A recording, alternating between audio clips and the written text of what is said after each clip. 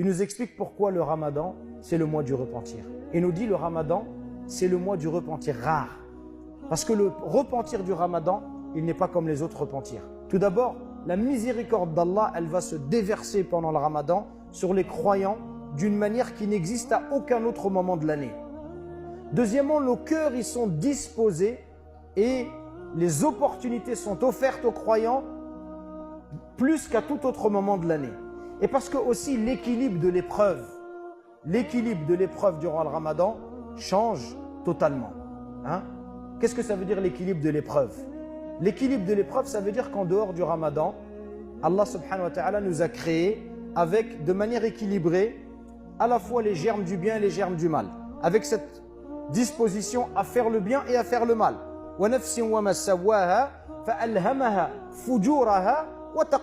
Par là, mais celui qui l'a façonné, il lui a inspiré sa perversité comme sa piété. Donc l'homme, il a d'un côté des anges qui vont lui ordonner le bien, lui inspirer le bien, le guider, mais d'un autre côté, il a des démons qui vont le provoquer, qui vont l'appeler au mal et aux épreuves.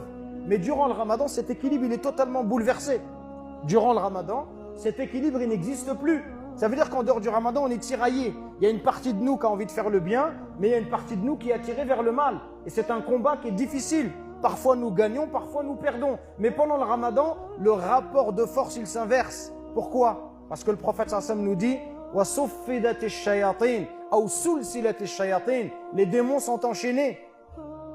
Ça veut dire que le mal, l'attrait vers le mal, l'attirance vers le mal, elle diminue. Et ça, c'est quelque chose de mahsous, que tous nous vivons, nous ressentons. On est tous témoins de ça.